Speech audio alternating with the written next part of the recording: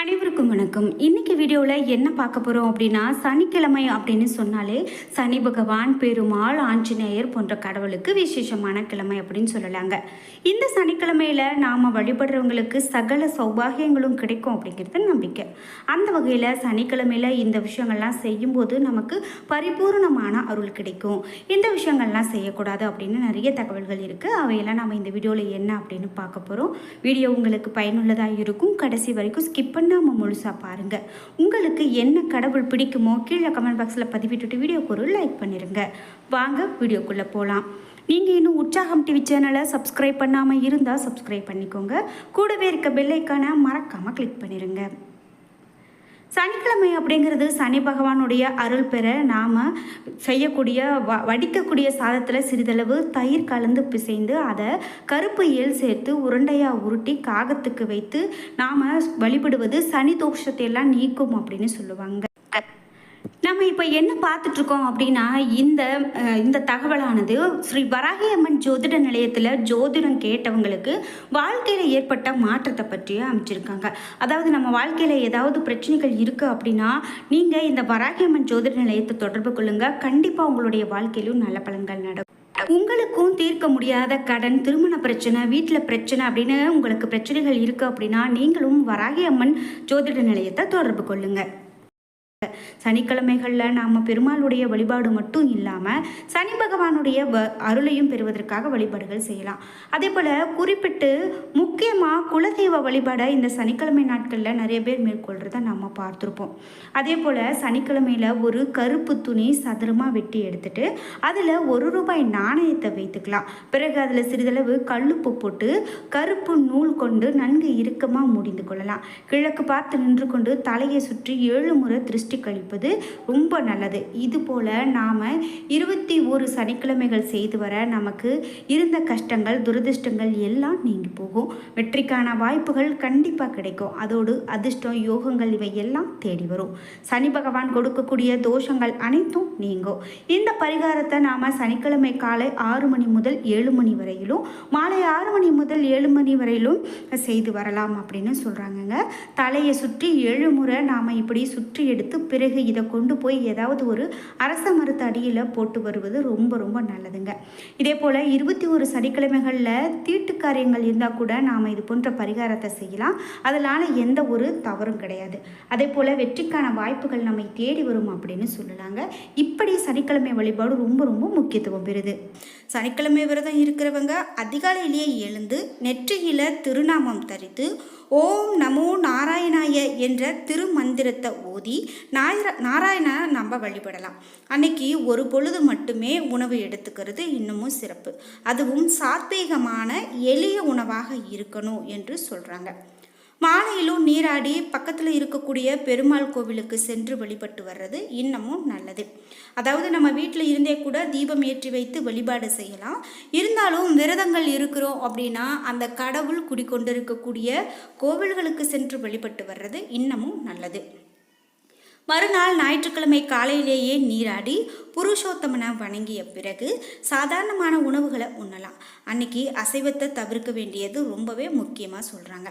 சனிக்கிழமைகளில் விரதம் இருப்பதன் மூலமாக என்னென்ன பலன்கள் கிடைக்கும் அப்படின்னு கேட்கும்போது, சனி கிரகத்தினுடைய ஆதிக்கத்தில் இருந்து தங்களை காத்துக்கொள்ள முடியும் அப்படின்னு சொல்கிறாங்க.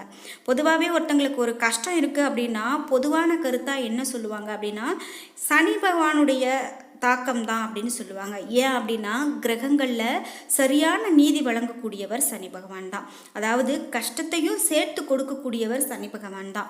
ஆனாலும் கஷ்டத்தை கொடுத்தாலும் அவரே நமக்கு நிறைய நன்மைகளை கொடுப்பாரு. சனி போல கொடுப்பாரும் இல்லை, சனி போல கெடுப்பாரும் இல்லை அப்படின்னு சொல்லுவாங்க. அந்த வகையில் சனி பகவானுடைய வழிபாடு நமக்கு ரொம்பவே முக்கியத்துவம் கொடுக்குது. அதனால் சனி பகவானுடைய வழிபாடுகளை நம்ம மேற்கொள்வது முக்கியம். மகரம், கும்பம் ராசிகளுக்கு அதிபதியாகவும் லக்னங்களில் ரிஷபம், கன்னி, துலாம், கும்பத்திற்கு யோகாதிபதி ஆகவும் விளங்குகிறாங்க.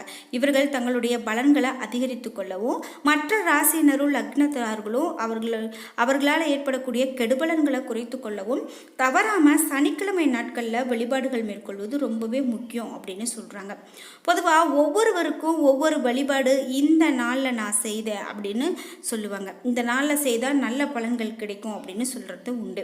அந்த வகையில் சனிக்கிழமை நாட்களில் இப்படி பெருமாள் கோவிலுக்கு சென்று வழிபாடு செய்யலாம், அல்லது நம்ம வீடுகள்லேயே இருந்து கூட வழிபாடு செய்யலாம். புரட்டாசி கிழமைகளில் மட்டும்தான் வழிபாடுகள் செய்யணும் அப்படின்னு கிடையாது.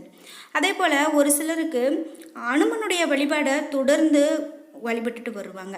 அவர்கள் சனிக்கிழமை நாட்களில் இப்படி அனுமனுடைய கோவிலுக்கு சென்று வழிபட்டு வர்றதும் நன்மைதான். குறிப்பிட்டு மேலும் என்ன சொல்லப்படுது அப்படின்னா, பெருமாளை ஆராதனை செய்தால் சனியினுடைய சங்கடத்தில் இருந்து அவர் காப்பார் அப்படின்னு பார்த்தோம். குறிப்பிட்டு நம்மளை அந்த அன்னைக்கு ஓம் நமோ நாராயணாய என்ற வாசகத்தை நம்ம எவ்வளவு முறை சொல்கிறோமோ அவ்வளவு முறையும் நமக்கு நன்மையே என்று சொல்லக்கூடிய வகையில் இப்படி பெருமாளுடைய வழிபாடு அமையுது. சாதாரணமாகவே நம்ம வீடுகளில் காலை மாலை அப்படின்னு 2 வேளையும் தீபம் ஏற்றி வழிபாடு செய்வது ரொம்பவே முக்கியத்துவம். அந்த வகையில் விரதம் இருக்கிறாங்க அப்படின்னா, விரதம் இருக்கக்கூடியவங்க சனிக்கிழமை நாளில் காலையிலே எழுந்து நீராடி பெருமாள் படத்தின் முன்பு விளக்கேற்றி துளசி இலை சேர்த்த தீர்த்தத்தை ஒரு செம்பில் ஊற்றி படம் முன்பு வைத்து வணங்கலாம். அதை சிறிதளவு அருந்தி விரதத்தை துவங்கலாம். அன்னைக்கு நாம் என்னென்னலாம் செய்யணும் அப்படின்னு பார்க்கும்போது, விஷ்ணு புராணம், 4000 திவ்ய பிரபந்தம், வெங்கடேச சோஸ்திரம், விஷ்ணு சகஸ்ரநாமம் உள்ளிட்ட இதையெல்லாம் படிக்கிறது இன்னமும் நல்லது.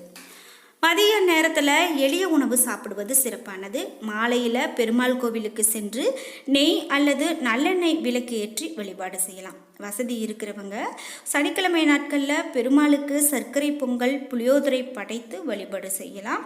தானமாக கூட கொடுக்கலாம்.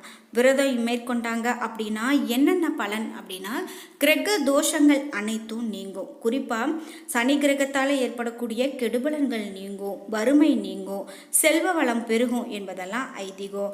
அதனால் நீங்களும் சனிக்கிழமை நாட்களில் இப்படி பெருமாளுடைய வழிபாடுகளை மேற்கொள்கிறீங்க அப்படின்னா உங்களுக்கும் நிச்சயமாக பெருமாளுடைய அருளை முழுமையாக பெற முடியும் அப்படின்னு சொல்லலாம்.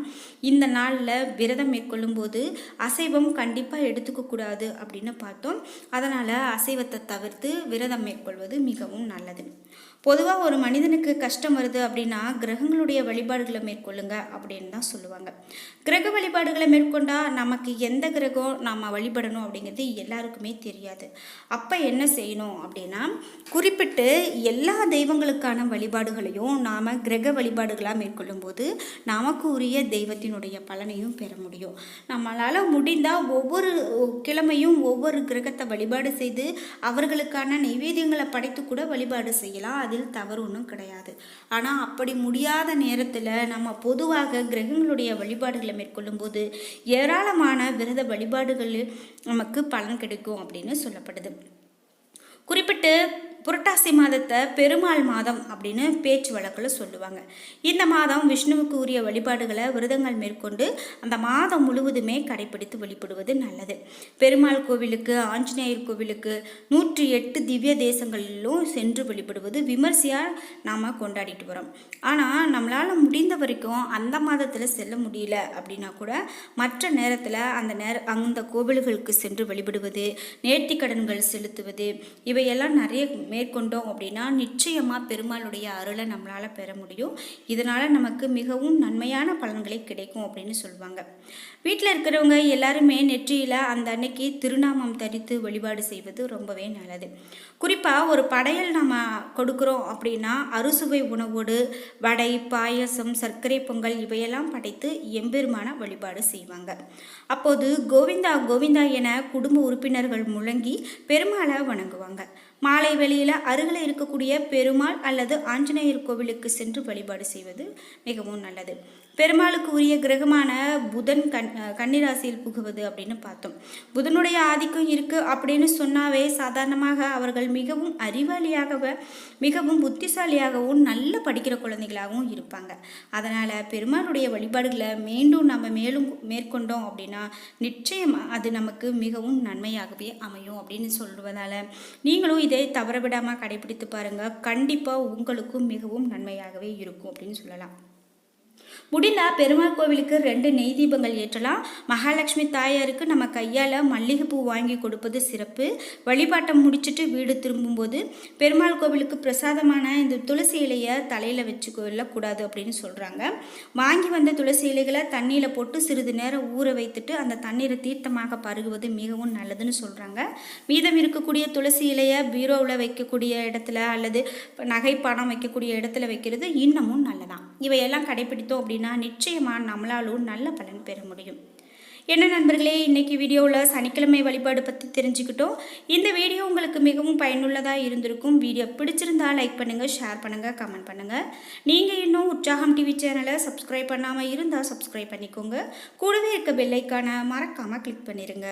நன்றி வியூவர்ஸ்.